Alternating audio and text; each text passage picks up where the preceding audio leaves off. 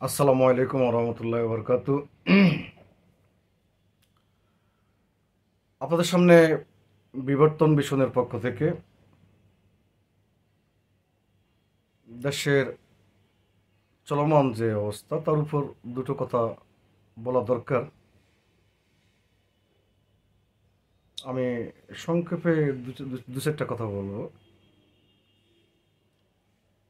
সম্মানিত দর্শক, প্রথমে বলবো ইসকনকে নিয়ে যা হচ্ছে, চিন্ময়কে নিয়ে যা হচ্ছে, এবং গত 18 বছর যেই আধিপত্যবাদী আগ্রাসনের মুখে বাংলাদেশ এবং বাংলাদেশের জনগণ মানবিক বিপর্যয়ের শিকার হয়েছিল, অতঃপর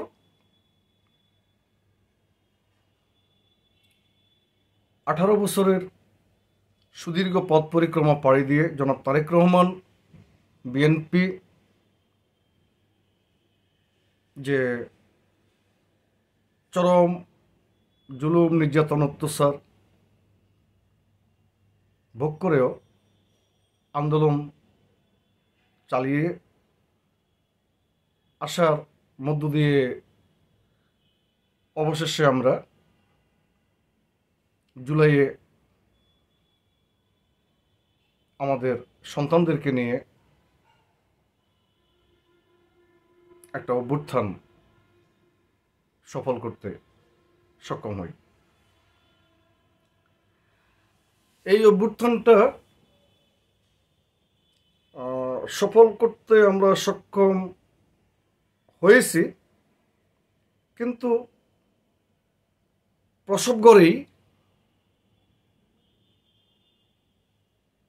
আমাদের এই অভ্যুত্থানের প্রসূত বিপ্লবকে নিয়ে ষড়যন্ত্রকারী মহল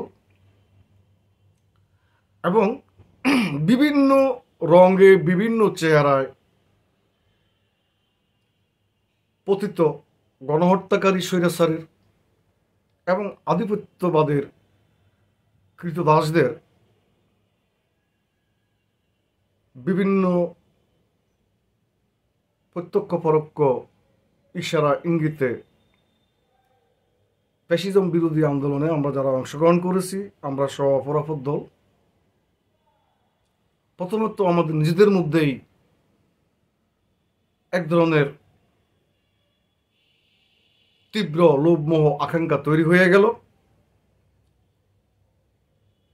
এবং সদ্য প্রসূত বিপ্লবকে আমাদের এই অনৈক্যের সুযোগ নিয়ে আমাদের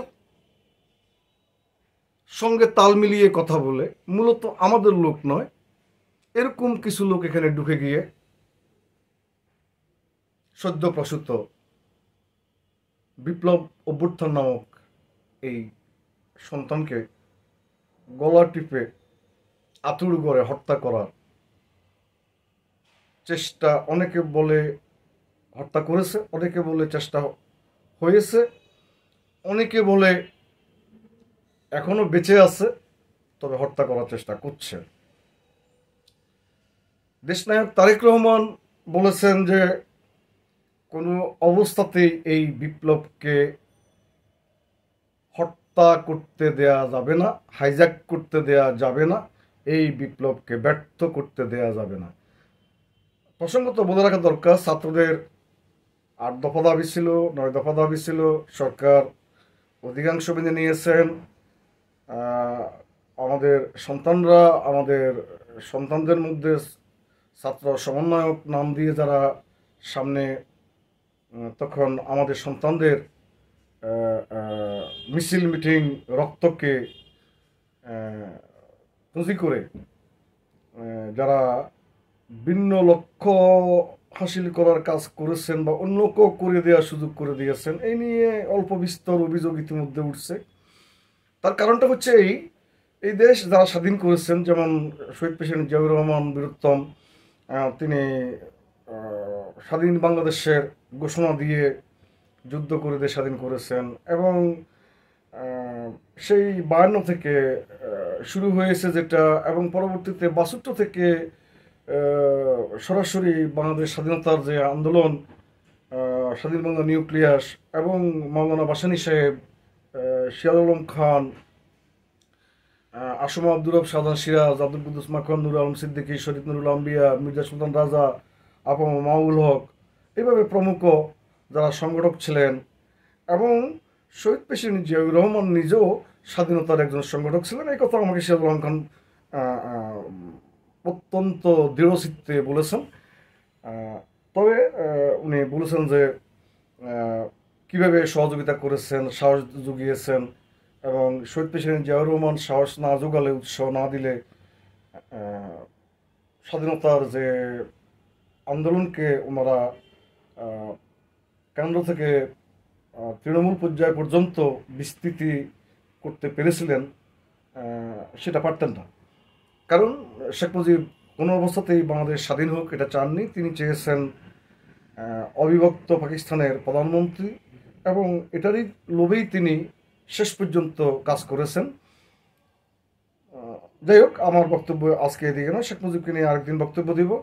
যারা এখনও শেখ মুজিবের ছবি মাথার উপর রেখে দিয়েছেন তাদের বাবা বানিয়ে, তাদেরও একদিন জবাব দিতে হবে আর কি, কারণ ইতিমধ্যেই জনগণ এটাকে ভালোভাবে নেয়নি। যাই হোক, শেখ হাসিনাকে আমরা বলছি যে সে অলমোস্ট জানা অজানা সব মিলিয়ে যদি আমরা এখন তথ্য খোঁজাখুঁজি, সব তথ্য পাওয়া যায়নি, 2,500 থেকে 3,000 ছাত্র জনতাকে হত্যা করেছেন। আর গত 18 বছরে এই সংখ্যা আরও কয়েক গুণ বেশি হবে, গুম খুন ইত্যাদি মিলিয়ে। সেই হিসেবে আমরা ধরে নিতে পারি, যদি ধরেও নিই যে উনি 10,000 লোককে হত্যা করেছেন, কিন্তু তার বাবা হত্যা করেছিলেন তখনকার বিরোধী দলের জাসদ, ছাত্রলীগ যারা করতেন, যারা জাসদ করতেন, সেই জাসদের নেতাকর্মীকে, এবং সেই সংখ্যাটা 40,000-এর উপরে, এবং দুর্ভিক্ষ, কৃত্রিম দুর্ভিক্ষ তৈরি করে বাংলাদেশের জনগণের জন্য আসা রেশন, খাদ্য সাহায্য ঠিক এই সাম্প্রদায়িক আগ্রাসী দেশের হাতে বিক্রি করে দিয়ে, অথবা তাদেরকে দিয়ে খুশি করার জন্য আমার দেশে যে কৃত্রিম দুর্ভিক্ষ 74 সালে সৃষ্টি করেছিলেন, সেই দুর্ভিক্ষে স্বাধীনতা যুদ্ধে যত লোক মারা যায় নাই, বলা হয় যে তার চাইতে বেশি লোক শেখ মুজিব মেরেছেন। এই কৃত্রিম দুর্ভিক্ষ, শেখ মুজিব এবং আওয়ামী লীগ এই কৃত্রিম দুর্ভিক্ষ সৃষ্টি করে তার চাইতে বেশি লোক মারা গিয়েছেন। তো সেই শেখ মুজিব জাতির পিতা হয় কি করে, তার ছবি কি করে থাকে, এ নিয়ে আরেকদিন কথা বলবো। আজকের বক্তব্যটা হচ্ছে ইসকন। হ্যাঁ, ইসকন, এই ইসকনটা সম্ভবত 1966 সালে, 1966, এটা প্রথমে ইন্ডিয়াতে অর্গানাইজ হয়, এবং তখনকার ইন্ডিয়ান সরকার এটাকে অ্যালাউ করেন নাই। কিছুদিন শান্ত ছিল, পরে এরা আমেরিকার নিউ ইয়র্কে গিয়ে এই সংগঠনটির কাজ শুরু করেন, এবং এই সংগঠনটির মূলত উপদেষ্টা এবং পৃষ্ঠপোষকতা দেন ইহুদি মুসদ এরা। তো ইসকন আসলে কি হিন্দুত্ববাদী? যদিও হিন্দুত্ব বলতে কোনো শব্দ নাই, হিন্দু ধর্মকে আমরা হিন্দু ধর্ম বলি, কিন্তু ওনারা আবার শুদ্ধ করে সনাতন ধর্ম বলেন। কিন্তু এই ধর্মের মূল নাম হলো বেদান্ত, ধর্মগ্রন্থের নাম হলো বেদ। তো বেদান্তরা কি ইসকনকে সমর্থন করেন? বেদান্তরা ইসকনকে সমর্থন করেন না। তাহলে ইসকন হিন্দুদের কথা বলে এক এক দেশে এক এক রকম গেম প্লে করেন, সাম্রাজ্যবাদী, সম্প্রসারণবাদী, আগ্রাসী শক্তির ক্রীড়নক হয়ে। এই বিষয়টি একটু ভেবে দেখতে হবে। ভারত আমাদের কোনো কালেই শত্রু দেশ ছিল না, এখনো নয়। হিন্দুরা কোনো কালেই আমাদের, শুধু হিন্দু নয়, কোনো ধর্মের কোনো লোকেই কোনো ধর্মের মানুষের নিকট শত্রু নয়। পবিত্র কোরআনে পরিষ্কারভাবে বলে দিয়েছে যে কাউকে খাটো করে দেখা যাবে না, কাউকে অসম্মান করা যাবে না। প্রত্যেকের মতো করে নিজ নিজ ধর্ম পালন করার অধিকার রাখেন, নিজ নিজ ধর্মের চর্চা করার অধিকার রাখেন, নিজ নিজ ইবাদত উপাসনা করার অধিকার রাখেন। যে কথাটা বলছিলাম, নিউ ইয়র্কে জন্ম নেওয়ার পরে এই ইসকন ক্যালকাটাতে এসে কার্যক্রম শুরু করেন। তখনকার ভারত সরকার ইসকনকে ভারতে ক্যালকাটাতেই নিষিদ্ধ করেন। আমি শুধু এইটুকু স্মরণ করে দিতে চাই, যারা আজকে ওপর থেকে ইসকনকে, চিন্ময়কে প্রোটেক্ট করে কথা বলছেন, তাদের উদ্দেশ্যে বলতে চাই যে ক্যালকাটা বা ইন্ডিয়া কেন ইসকনকে নিষিদ্ধ করেছিল। আমি যদি মিথ্যা বলি, আপনারা ইতিহাস থেকে দেখুন বা ক্যালকাটায় যোগাযোগ করে দেখুন ইসকন ক্যালকাটাতে নিষিদ্ধ হয়েছিল কি না। তো ইসকনের ক্যালকাটা নিষিদ্ধ হওয়ার কারণগুলো কি সেগুলো জানেন? ইসকন বাংলাদেশে গত 15 বছরে কি কি কাজ করেছে সেগুলো জানেন। আর ইতিমধ্যে আমাদের হিন্দু সম্প্রদায়ের আমাদের ভাইয়েরা, আমাদের বোনেরা, জুলাই বিপ্লব পরবর্তী সময়ে আমরা তাদের মন্দির পাহারা দিয়েছি আমাদের নেতা তারেক রহমানের নির্দেশে।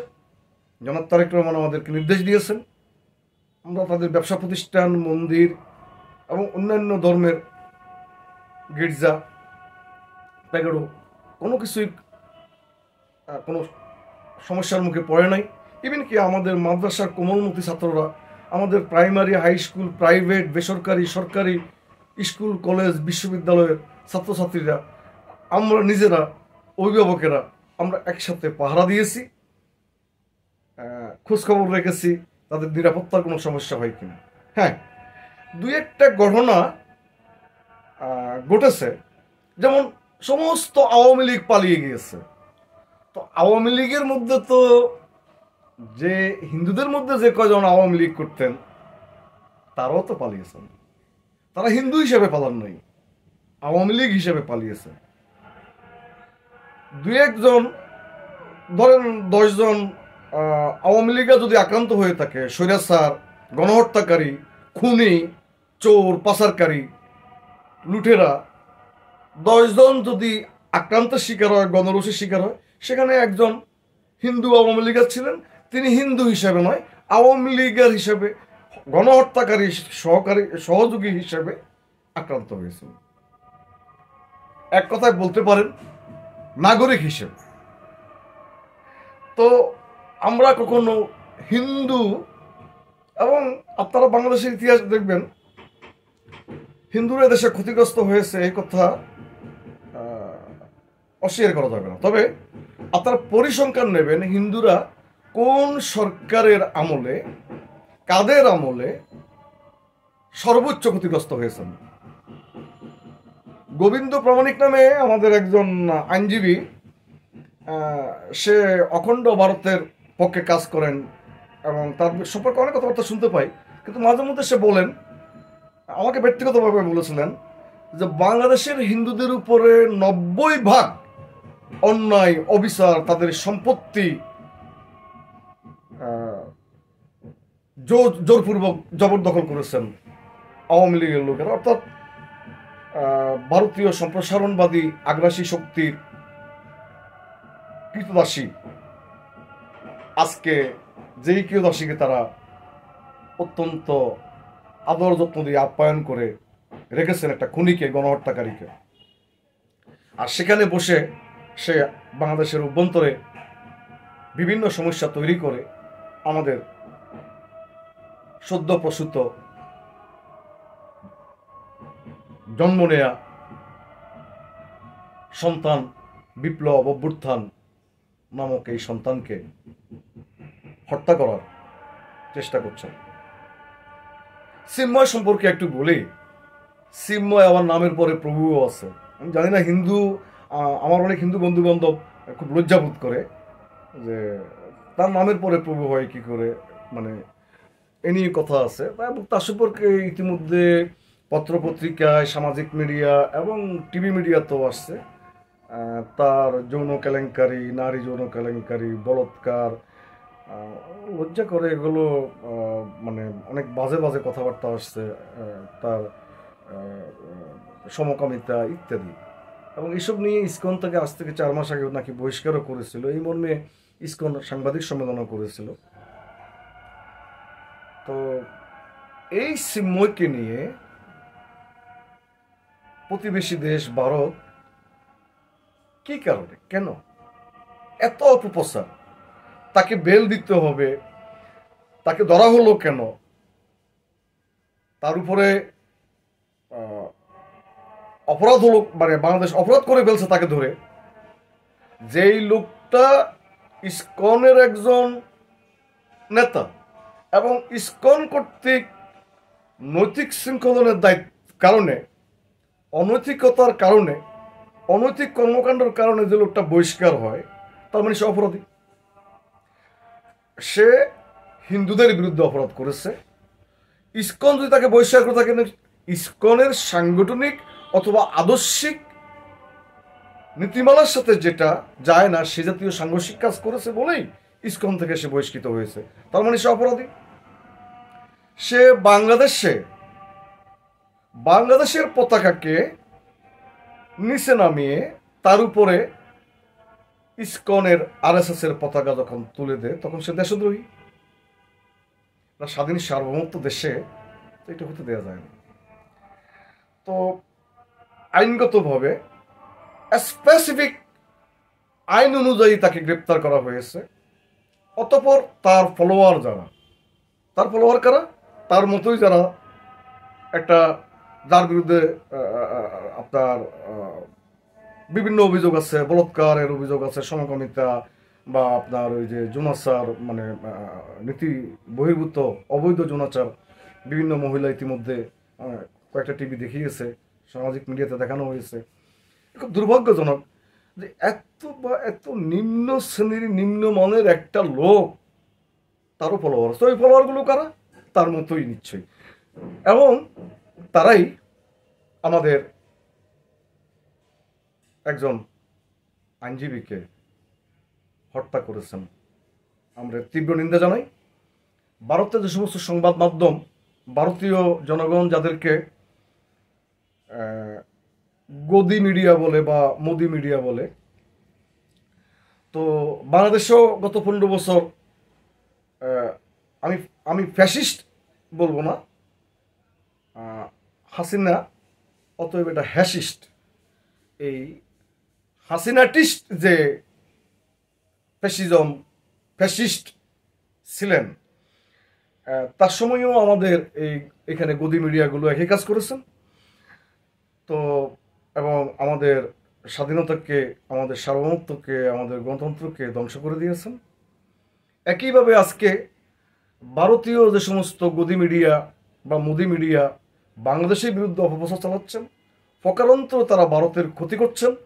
বাংলাদেশের জনগণের সাথে ভারতের জনগণের ঐতিহাসিক সম্পর্ক, কারণ আমার বাবা দাদা এরা ভারতের নাগরিক ছিলেন, আমি তো পাকিস্তানের নাগরিক ছিলাম।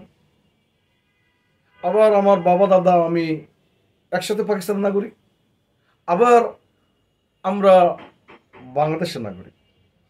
অতএব আমাদের যাবতীয় আনুগত্য বাংলাদেশের স্বাধীনতার প্রতি, সার্বভৌমত্বের প্রতি আছে, থাকবে। এবং এই স্বাধীনতা সার্বভৌমত্বের প্রতি যেদিক থেকেই আঘাত আসুক, এর যথাযথ দাঁত ভাঙা জবাব দেওয়ার জন্য আমরা প্রস্তুত, আমাদের সমগ্র জাতি প্রস্তুত। শহীদ প্রেসিডেন্ট জিয়াউর রহমান বীরুত্তম যুদ্ধ করে দেশ স্বাধীনই করেন নাই। তিনি অনুভব করেছিলেন যে যুদ্ধ শেষ নয়, যুদ্ধ শেষ হয় না। তিনি বুঝতে পেরেছিলেন 16ই ডিসেম্বরের আত্মসমর্পণের অনুষ্ঠানকে তিনি উপলব্ধি করেছেন এবং তিনি বুঝেছেন। পরবর্তীতে তিনি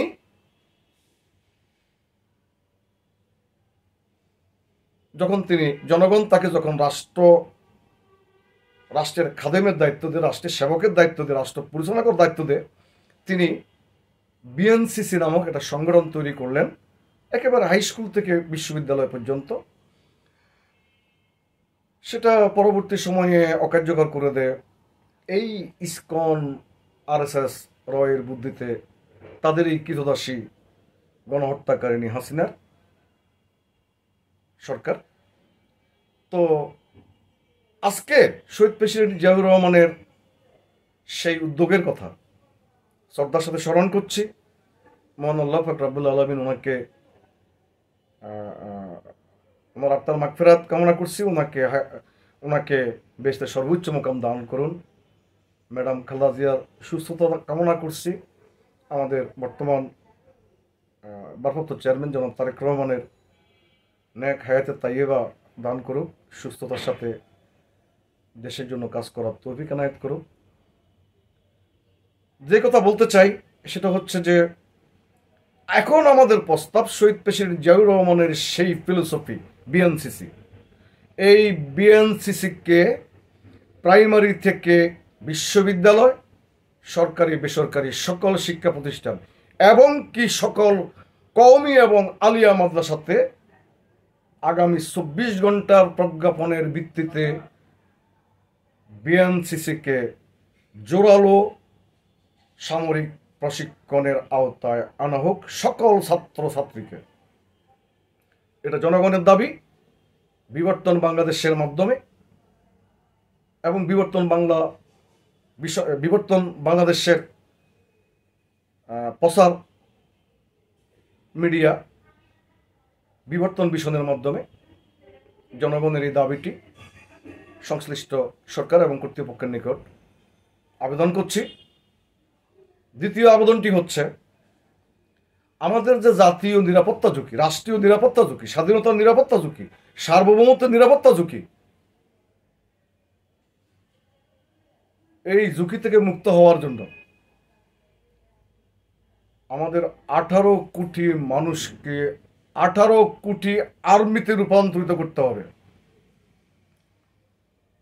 এই 18 কোটি মানুষের মিলিটারি প্রশিক্ষণ থাকতে হবে এবং সেই প্রশিক্ষণের ব্যবস্থা করতে হবে। অর্থাৎ 14 বছরের পর থেকে 60 বছর বয়সকালীন পর্যন্ত যাদের সামরিক ট্রেনিং রয়েছে তাদেরকে আবার নতুন করে একটু গোছাবাতা করতে হবে যারা অবসরে আছেন। পাশাপাশি সকল নাগরিককে 14 থেকে 60 সকল নাগরিককে দ্রুত সময়ের মধ্যে 3 থেকে 6 মাসের সামরিক ট্রেনিং এবং সকল নাগরিকদের মধ্য থেকে বাছাই করা চৌকস নিবেদিত প্রাণ দেশপ্রেমিক নাগরিকদেরকে দীর্ঘমেয়াদী ট্রেনিংয়ের ব্যবস্থা করতে হবে। এটা অত্যন্ত জরুরি। আর পরবর্তী কথাটা হচ্ছে যে এটা আমার ব্যক্তিগত কথা, আমি যে দল করি সেই দলের বক্তব্য নয়। আর আমার এই বক্তব্যের কারণে আমার দল দায়ী হবে না, আমি দায়ী হব। সেটা হচ্ছে ইসকন যদি ভারতে নিষিদ্ধ হতে পারে, অর্থাৎ ক্যালকাটা নিষিদ্ধ হতে পারে, তাহলে সেটা কেন বাংলাদেশে নিষিদ্ধ হবে না? ইতিমধ্যে পৃথিবীর অনেক দেশে আরএসএস ইসকন নিষিদ্ধ হয়েছে। এই ইসকন আরএসএস ক্যানাডাতে কি ঘটিয়েছে সেটা আপনারা জানেন, আমেরিকার মাটিতে কি ঘটিয়েছে সেটা আপনারা জানেন, মধ্যপ্রাচ্যের মাটিতে কি ঘটিয়েছে সেটা আপনারা জানেন। খোঁজ নিন। শত্রুর সাথে আপনি যতই বন্ধুত্ব করবেন, সুযোগ পেলেই সে সবল মারবে। এটাই সাপের কাজ, এটাই শত্রুর কাজ। শত্রুকে খাটো করে দেখা ঠিক নয়। এই জন্য শত্রু বললাম, এরা ব্যক্তিগত শত্রু, দেশদ্রোহী, দেশের শত্রু।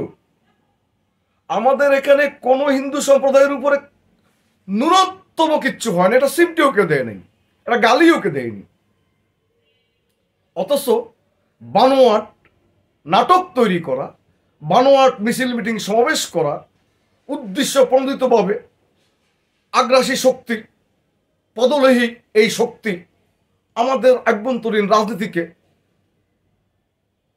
ধ্বংস করার জন্য, আমাদের রাষ্ট্র ব্যবস্থাকে ধ্বংস করার জন্য, আমাদের প্রশাসনিক ব্যবস্থাকে ধ্বংস করার জন্য, আমাদের বর্তমান সরকারকে নড়বড়ে করে দেওয়ার জন্য, ব্যর্থ করার জন্য, আমাদের জুলাই অভ্যুত্থানকে ব্যর্থ করে দেওয়ার জন্য, আমাদের 18 বছরের গাম শ্রম ত্যাগ তিতিক্ষা গুম খুন ইত্যাদির অমানবিক বিপর্যয়ের শিকার হওয়া জীবনকে ধ্বংস করে দেওয়ার জন্য যারা কাজ করছে, যারা গণহত্যাকারীদের সহযোগিতা করছে, যারা লুটপাটকারীদের সহযোগিতা করছে, যারা আমাদের পাচারকারীদের সহযোগিতা করছে এবং আমাদের দেশকে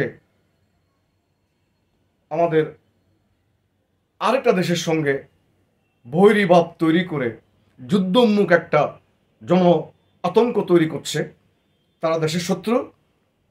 দেশের শত্রুর বিচার দেশদ্রোহিতা ধারায় বিচার হবে। তাদেরকে চিহ্নিত করুন। সংশ্লিষ্ট কর্তৃপক্ষ সরকারকে বলছি, তাদেরকে চিহ্নিত করুন, তাদেরকে গ্রেপ্তার করুন, তাদেরকে বিচারের আওতায় আনুন। তাদের মধ্যে যদি শুধু হিন্দু নয়, হিন্দু হিসাবে কাউকে গ্রেপ্তার করা যাবে না। দেশদ্রোহী যেই হোক, হিন্দু মুসলিম বৌদ্ধ খ্রিস্টান, দেশের ক্ষতি, সার্বভৌমত্বের ক্ষতি, স্বাধীনতার ক্ষতি, দেশের বিরুদ্ধে ষড়যন্ত্র যেই করুক, ধর্মীয় সাম্প্রদায়িকতা সম্প্রীতি, ধর্মীয় সম্প্রীতিকে যারাই নষ্ট করার চেষ্টা করুক, সে যদি মুসলমানও হয়, আমাদের নেতা তারেক রহমানের পরিষ্কার নির্দেশ, কোনো অবস্থাতেই ধর্ম পরিচয়ে কেউ যেন ক্ষতিগ্রস্ত না হয়, সেদিকে আপনারা খেয়াল রাখবেন। আমরা তাই রাখছি এবং আমার দেশে কিছু হয় নাই। শেখ হাসিনা, ওবায়দুল কাদের, আওয়ামী লীগের নেতারা, আওয়ামী লীগের সারা দেশের কাউন্সিল মিটিংয়ে বলেছিল ঐক্যবদ্ধ হন, না হলে 10 থেকে 15 লক্ষ লোক নিহত হবেন, পিঠে সামা থাকবে না। আমাদের 18 বছরের আন্দোলন ধারাবাহিকতা, জুলাই বিপ্লবের পর 15 জন নিহত হয়নি। গণহত্যা করে গেছেন হাসিনা নিজে, গণহত্যাতে উৎসাহিত করেছেন এই চিন্ময় বাবুরা, গণহত্যাকে উৎসাহিত করেছেন। এই গণহত্যার বিরুদ্ধে একটা কথা বলেন নাই আধিপত্যবাদী শক্তি, আগ্রাসী শক্তি, এই হিন্দুত্ববাদী আরএসএস ইসকন, বরং উৎসাহিত করেছেন। এই কারণে আমরা হিন্দুদেরকে আমাদের শত্রু ভাবছি না। হিন্দুদের প্রতি কেউ খারাপ মনোভাব পোষণ করবেন না। চিন্ময়দের কারণে, ইসকনের কারণে, আরএসএস এর কারণে, মোদী সরকার, বিজেপির কারণে ভারতকে শত্রু ভাবার কোনো কারণ নেই।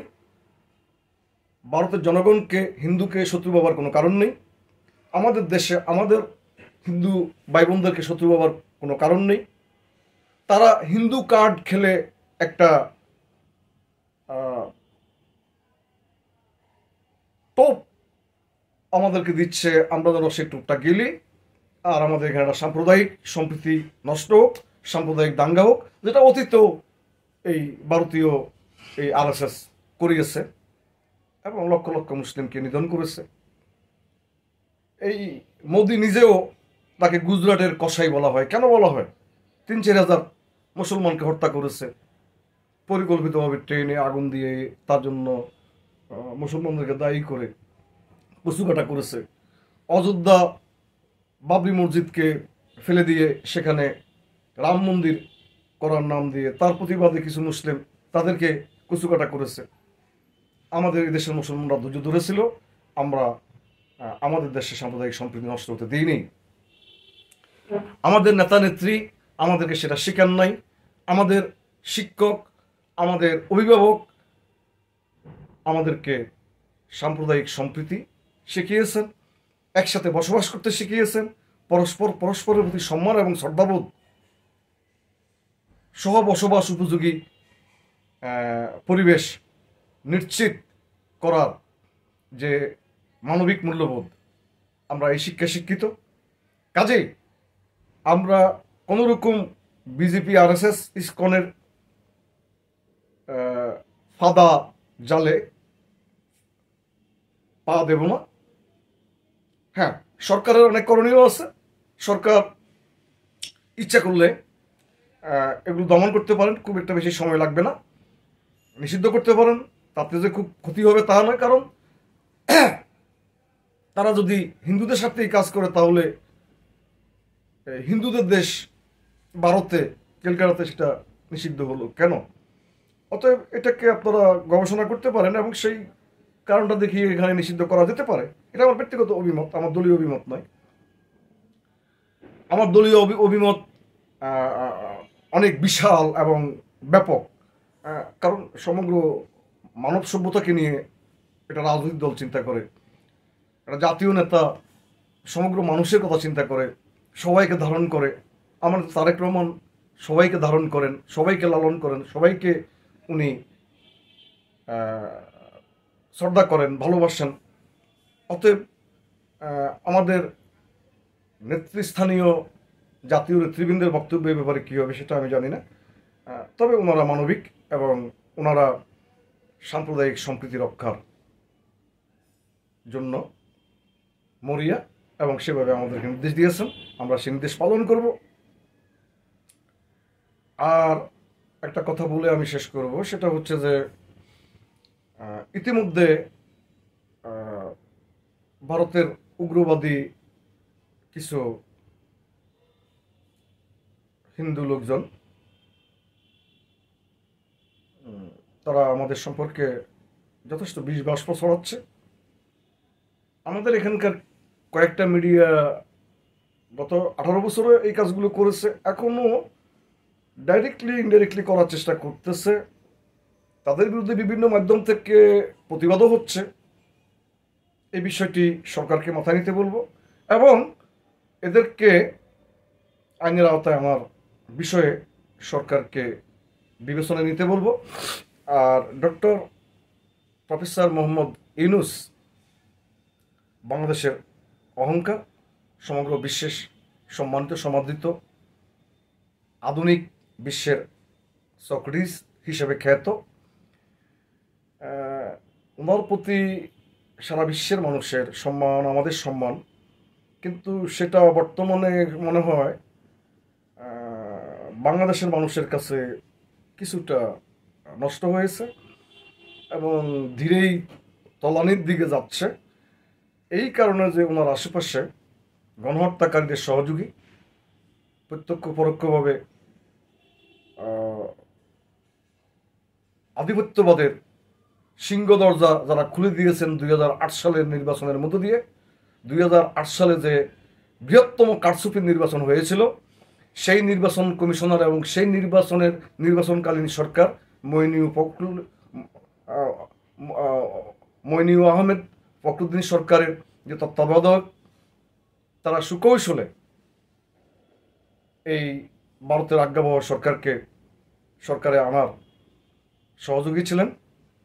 তাদের মধ্যে কয়েকজন এই সরকারের উপদেষ্টায় আছেন, আবার কয়েকজন গণহত্যাকারী লুটপাটকারীদের সহযোগী ছিলেন, তারাও ইতিমধ্যে এই সরকারে ঢুকে পড়েছেন। ডক্টর ইউনূস স্যার আসলে এটা বিশেষ জায়গা থেকে চিন্তা করে একটা বিশেষ কাজ করেন। তিনি রাজনৈতিকভাবে বাংলাদেশের নোংরামি যে রাজনীতিতে এগুলোর সাথে পরিচিত নন, যার কারণে ওনাকে অনেকে যাদেরকে উনি চিনেন, উনি ব্যক্তিগতভাবে প্রত্যেক মানুষকেই ভালো বলেন, সবাইকেই আমি ভালো হলে সবাই ভালো কাজ করবে, আমার সাথে কেউ খারাপ কাজ করতে পারবে না, এই বিশ্বাসবোধ থেকে উনি সবাইকে দেখেন। কিন্তু ওনার এই বিশ্বাসটা ঠিক নয়, কারণ এটা বাংলাদেশ। তো কাজেই এখানে উনি ওনার পাশে রাজনৈতিকভাবে রাজনৈতিকভাবে অভিজ্ঞ বিশ্বস্ত লোকজনকে ওনার পাশে নিতে হবে। ওনার একটা হোমওয়ার্ক করার জন্য একটা টিম তৈরি করতে হবে। পাশাপাশি যারা ইতিমধ্যে অভিযুক্ত এবং অনেকের বিরুদ্ধে পদত্যাগের অভিযোগ উঠেছে এবং অনেকের নিয়োগ প্রাপ্তির সঙ্গে সঙ্গে পদত্যাগের অভিযোগ উঠেছে। আমার মনে হয় এদেরকে খুব দ্রুত অপসারণ করা উচিত। আর আমরা শুনতে পাচ্ছি জাতীয় সরকার নামে এটা সরকার হবে, সেখানে বিএনপিকে এতটা, উপদেষ্টা অমুককে এতটা, অমুককে এতটা। এটা যদি হতে হয় তাহলে আমার মনে হয় অবিবেচকের মতো কোনো কাজ করা ঠিক হবে না। বিএনপি এদেশের বৃহত্তম রাজনৈতিক সংগঠন এবং গত 18 বছর বিএনপি এই স্বৈরাচারের বিরুদ্ধে আন্দোলন করেছে। একটা দলের সিনিয়র নেতৃবৃন্দকে বিচারের নামে ফাঁসি দিয়েছেন বা প্রহসন করেছেন, সেই নিয়ে তাদেরকে এখনো বড় গলায় বড় করে কথা বলতে শুনি নাই। এবং যখন তাদের ফাঁসি হয়, বিচার হয়, তাদের নেতাদের জন্য তাদের রাজপথে কোনো আন্দোলন সংগ্রাম করতে দেখি নাই। এবং গত 18 বছরে তারা আজকে দাবি করে বলে তাদের নির্যাতনের শেষ ছিল না, তাদের কষ্টের শেষ ছিল না, দুঃখ কষ্টের শেষ ছিল না, কিন্তু তাদেরকে কখনো আমরা আন্দোলনে পাই নাই, তাদেরকে আমরা কখনোই আন্দোলনে আনতে পারি নাই। তারা আমাদের ভিতরে অবস্থান করেও তারা ভিতরে ভিতরে বিশেষ জায়গায় যোগাযোগ রাখতেন এবং তাদেরকে টোপ দেওয়া হয়েছে, এদেরকে আমরা যদি ফেলে দিতে পারি নেতৃত্বে তোমরা আসবে। আর বাড়াবাড়ি করতে গেলে তারা ভয়ভীত হয়ে হোক অথবা লোভে লোভাতুর হয়ে হোক তারা চুপচাপ ছিলেন। এখন তারা বড় বড় কথা বলছেন, আবার কখনো মহামানব হয়ে যাচ্ছেন ক্ষমার নামে, জাতিকে বড় বড় উপদেশ দিচ্ছেন, মানে কখনো মহাত্মা গান্ধী হয়ে যাচ্ছেন, কখনো খলিফা ওমর হয়ে যাচ্ছেন। বাপসাপগুলো এমন। আবার আমাদের নাবালক ছেলেপেলেরা, যে কথাটা আমি শুরুতেই বলছিলাম, যারা স্বাধীনতার সংগঠক ছিলেন তারা কেউ মন্ত্রিত্ব নেন নাই। দেশ স্বাধীন করার পর তারা দেশের ব্যান্ডগার্ড হিসেবে জনগণের পক্ষে কাজ করেছেন। শহীদ প্রেসিডেন্ট জিয়াউর রহমান দেশ স্বাধীন করেছেন, যুদ্ধ করেছেন, ঘোষণা দিয়েছেন। তিনি মন্ত্রিত্ব নেন নাই, তিনি আর্মির প্রফেশনে গিয়ে কাজ করেছেন। এবং সারা পৃথিবীতে, এবং 90 সালে আমরা যারা এরশাদ বিরোধী আন্দোলন করে আমরা সফল হই, এই অভ্যুত্থানকে আমরা সফলভাবে করতে সক্ষম হই, শুধু আমাদের মধ্যে একজনকে দুইজনকে, তাও তারা, যেমন আমান ভাই, উনি ডাকসুর বিপি ছিল, তারও আগে মেচিউরিটি ছিল, ওনাকে নমিনেশন দিয়েছে এমপি হিসেবে। আর কাউকে ইয়ে করা হয় নাই, দেওয়া হয় নাই, আর কেউ নেও নাই। খোকন ভাইকে, জনাব খায়রুল কবির খোকন, বিএনপি সিনিয়র যুগ্ম মহাসচিব, ওনাকে ম্যাডাম বলছিল তুমি এলাকায় যাও, নমিনেশন তো তুমি এই পাইবা, কাজকর্ম শুরু করো। উনি বলছিল যে ম্যাডাম আমাদের এখন এমপি হওয়ার সময় নয়, মন্ত্রী হওয়ার সময় নয় ম্যাডাম, আমরা এখন দেশের জন্য কাজ করব, দেশের জন্য গণতান্ত্রিক ব্যবস্থাকে প্রাতিষ্ঠানিকীকরণের জন্য আমরা গণতান্ত্রিক সংগঠন তৈরি করব, সমগ্র দেশে আমাদেরকে কাজ করার সুযোগ দেন। তো এই ছিল তখনকার সময়ের ছাত্রনেতা এবং গণ অভ্যুত্থানকারী বিপ্লবী বলেন, অথবা দেশের স্বাধীনতার সংগঠক বলেন, অথবা সামরিক বেসামরিক যে সমস্ত মুক্তিযোদ্ধাদের কথা বলি, তারা কেউই আওয়ামী চরিত্রের যারা, শেখ মুজিবপন্থী যারা, তারা তখন যা ছিল এখনো তা আছে। এদের লোভের শেষ নাই, এদের কথা আর বলতেই রাজি নেই, এটা নামটাই মুখে আনতে রাজি না। যারা মাথার উপরে ঝুলিয়ে রাখতে চান, কদিন ঝুলাইতে পারেন, ঝুলেন, একসময় নিজেও ঝুলবেন, এটা জনগণ এখনই বলছে। আমরা বিভিন্ন পথে ঘাটে চলাফেরা করতে গিয়ে শুনি মানুষের, একটা রিক্সাওয়ালা পর্যন্ত আপনাদেরকে নিয়ে বাজে ভাষায় কথা বলে, আমরা কষ্ট পাই। একসময় আপনাদেরকে সম্মান করতাম। একজন এই মানে আপনার টকশো মানে ব্যক্তিত্ব, নিজকে সামরিক বিশ্লেষক বলতেন, তিনি প্রায়ই বলতেন যে এই ঘটনা ঘটার ফলে তো এই মন্ত্রী পদত্যাগ করা উচিত ছিল।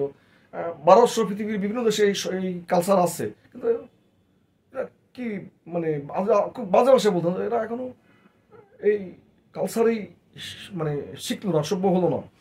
অথচ ওনার বিরুদ্ধে যখন জনগণ সোচ্চার হলো পদত্যাগ করতে বললেন, উনি এখনো আছেন। উনি 2008 তত্ত্বাবধায়কও ছিলেন। তারপর আরেকজন বয়স্ক আইনজীবী আছেন, ওনাকে আমি ব্যক্তিগতভাবে শ্রদ্ধা করতাম, কিন্তু ইদানিং ওনার সম্পর্কে বিভিন্ন ঘটনাবলী বিভিন্ন মিডিয়াতে দেখে সেই শ্রদ্ধাটা আমি ধরে রাখতে পারছি না বলে আমি দুঃখিত। আর বয়স্ক মানুষ, আমরাও তো এখনো মানে এই বয়সে তো নামাজ পড়তে গিয়ে ভুল করি, কাজ করতে গিয়ে অনেক ভুল হয়ে যায়। বয়সের সঙ্গে কাজের একটা ব্যাপার আছে, বয়সের সঙ্গে মেধা প্রয়োগের একটা ব্যাপার আছে, বুদ্ধি বিচক্ষণতার একটা ব্যাপার আছে। হ্যাঁ, তো আমার মনে হয় 2008 সালে যারা তত্ত্বাবধায়ক ছিলেন, সরকারে ছিলেন, তাদেরকে বাদ দিন। ইতিমধ্যে তাদেরকে নিয়ে নতুন করে বিতর্ক, তাদেরকে বাদ দিন। আর একটা কথা, ছাত্রদের মধ্যে যারা উপদেষ্টা আছেন তাদেরকে বিনয়ের সাথে বলি, ছোট ভাইরা, আমরা তোমাদেরকে ওখানে দেখতে চাইনি, তোমরা আমাদের মতামত নাও নি। জানি না কোন লোভে লোভী হয়ে অথবা কার কথায় বশীভূত হয়ে তোমরা নিজেদের সম্মান ইজ্জত হারালে। তোমাদের দরকার ছিল আমাদের আন্দোলনকে আতুর গড়ে তোমাদেরকে এই জায়গাগুলোতে নিয়ে আমাদের বিপ্লবকে আতুর গড়ে মারার যে প্রচেষ্টা, তার সেটা অংশ। তোমরা মন্ত্রিত্বের চেয়ারে লাথি মারো, থুতু এই কথা আমি বলবো না, ওই মন্ত্রিত্বের চেয়ারকে ঘৃণা ভরে উঠে পড়ো, বেরিয়ে আসো, তোমাদের নেতৃত্বের জায়গায় আসো। জাতির ব্যানগার্ড হিসাবে আজকে তোমাদেরকে বড় প্রয়োজন রাজপথে, মন্ত্রণালয়ে, মন্ত্রী চেয়ারে নয়। অতীতে তোমাদের মতো এরকম কাজ আর কেউ করে নাই। তোমাদেরকে ওখানে বসিয়ে তোমাদের পাশে যারা বসার সুযোগ নিয়েছে এবং তোমাদেরকে বসতে যারা উৎসাহিত করেছে, তারা তোমাদের শত্রু, দেশের শত্রু, জাতির শত্রু, স্বাধীনতার শত্রু, সার্বভৌমত্বের শত্রু, গণতন্ত্রের শত্রু। তাদেরকে প্রতিহত করতে হবে। জনগণ তাদেরকে প্রতিহত করার জন্য তৈরি হচ্ছে, এবং এই লোকগুলো ডক্টর ইউনূস স্যারের মতো একজন আন্তর্জাতিক খ্যাতি সম্পন্ন ব্যক্তিত্বকে, বাংলাদেশের অহংকারকে বিতর্কিত করছেন, জঘন্যভাবে ওনার ব্যক্তিগত ইমেজকে ক্ষুণ্ণ করছেন। ডক্টর ইউনূস স্যারের প্রতি আহ্বান, স্যার, আপনার প্রতি আমাদের শ্রদ্ধা, আমরা আপনাকে ব্যর্থ হতে দিতে চাই না। আমাদের নেতার নির্দেশ, আপনাকে ব্যর্থ হতে দেওয়া যাবে না। আমরা আপনার পাশে থাকতে চাই, কিন্তু স্যার, মুমিন আর ফেরাউন একসঙ্গে বসবাস করতে পারে না স্যার। আপনার আশেপাশে যে সমস্ত মুনাফেক, ফেরাউন ঢুকে পড়েছে আপনার মনের অজান্তে, আপনার সরলীকরণ মানসিকতার সুযোগ নিয়ে, খোঁজখবর নিয়ে, ইতিমধ্যে যাদের বিরুদ্ধে জনগণ বারবার বলতেছে বিভিন্ন মিডিয়াতে, আপনি একটু জানুন, জানার চেষ্টা করুন, বুঝুন, বোঝার চেষ্টা করুন, শুনুন, শোনার চেষ্টা করুন, তাদেরকে বের করে দেন। রাজনৈতিক দলগুলোকে নিয়ে বসে যদি জাতীয় সরকার করেন, তাহলে স্যার আপনাকে তো বিশ্বাস করতে হবে বাংলাদেশের 3 বারের ক্ষমতায় থাকা শহীদ প্রেসিডেন্ট জিয়াউর রহমানের দল বিএনপি, বাংলাদেশের সর্বোচ্চ জনপ্রিয়, সর্বোচ্চ সংখ্যাগরিষ্ঠ মানুষের রাজনৈতিক দল। আপনি যদি 40 জনের মন্ত্রিসভা করেন, সেখানে 22 জন বিএনপি থেকে দেয়া, বিএনপি হাইকমান্ডের দেয়া নাম তালিকাভুক্ত করে তারপরে বাকি 18 জন বিভিন্ন দল থেকে নেন স্যার। তা না হলে ওই পথে হাঁটা বোধ ঠিক হবে না স্যার। বান্দরের পিঠাভাগ স্যার বাংলাদেশের জনগণ মেনে নেবে না। আর সেটা যদি আপনার হাত দিয়ে হয়, এই দায়িত্ব আপনার গাড়ে চাপবে, কিন্তু কাজটা করবে অন্যরা, দুর্গন্ধ ছড়াবে আপনার। আমরা আপনাকে দুর্গন্ধে, আপনার থেকে দুর্গন্ধ ছড়াক মানুষের নাকে, এটা কোনো অবস্থাতেই কামনা করতে পারি না। তাহলে স্যার আমাদের আর কিছু থাকে না, আমাদের আর কিছু থাকে না। আপনি ব্যর্থ হয়ে গেলে আমাদের আর কিছু থাকে না। আপনাকে স্যার সফল হতে হবে, আর সফল হওয়ার জন্য এই কাজগুলো আপনাকে করতে হবে। এতক্ষণ পর্যন্ত যারা শুনছেন সকলের প্রতি আন্তরিক শুভেচ্ছা। আসসালামু আলাইকুম ওয়া রাহমাতুল্লাহি ওয়া বারাকাতুহু।